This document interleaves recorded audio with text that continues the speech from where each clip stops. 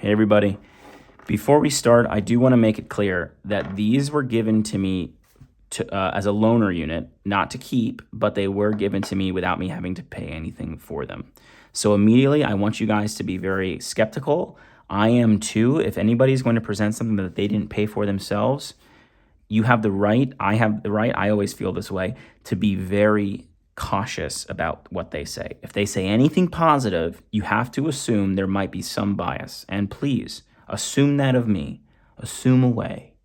Now, that being said, I'm going to try my best out of respect for the integrity of my channel, for the integrity of my opinions in the future and the past. I'm going to be as honest as I can with what I genuinely hear from these. All right? Okay. Now, and these are a prototype. Pretty exciting for me. I just want to say a little bit about that.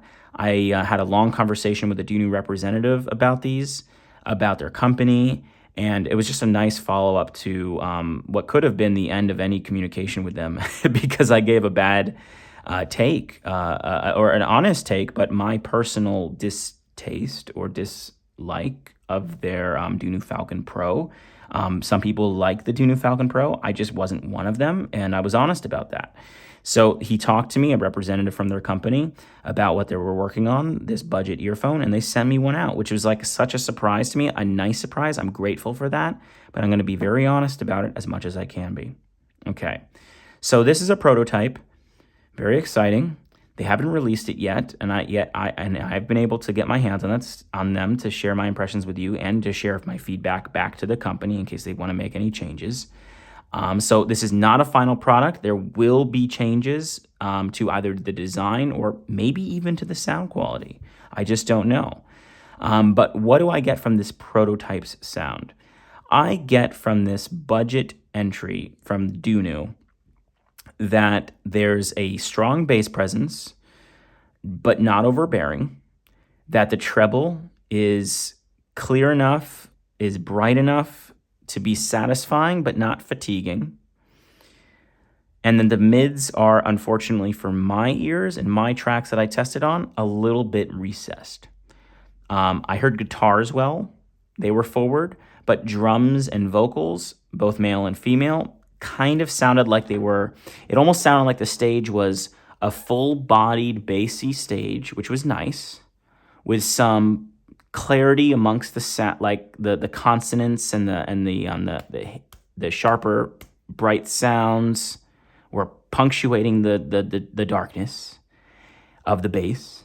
And then somewhere down in through like this, I wouldn't say tunnel, but somewhere down over behind the layers that I just described was the vocals and the drums, and and they were clean. Everything was produced cleanly. It did not sound as cheap to me, if I may, as the KZs. And please, I know a lot of people love the KZs, and there were aspects, I'm going to talk about these in a future video, that I enjoyed, but they do, for lack of a better word, sound a little bit cheap to me, and I do need to give them more time. Fair, but that's how I feel at first impression. Whereas the Titan S sounded clean and well produced. It was just some of those instruments were too far back for my personal taste. I think some people are going to, for the budget range, find these to actually be quite enjoyable. Maybe they won't find those things to be as recessed behind the bass and the crisp notes as much as I found them to be behind them, to be recessed. But that's what I heard. That's honestly what I heard. I went from track to track. I tried Mr. Blue Sky. I tried my whole reference playlist. I tried to listen to the whole thing, which is an hour-long playlist, roughly 50 minutes maybe. And I listened to it a couple times, actually, with different tips. The stock tips they gave me in this sample, in the prototype, were these very wide diameter opening tips. I tried narrower openings of Silicone. I tried foam tips from Campfire Audio. I tried Final Type E's. I tried spin fits, although the spin fits kind of fell off. The nozzle on this prototype seems to be a little smaller in diameter, so the wider fitting tips fell off a little bit, but these are just prototypes, so we'll see how that changes one way or the other, but something to keep in mind. In my total enjoyment factor, this is how it sits as you see in front of you. This is how they sit or stand compared to everything else.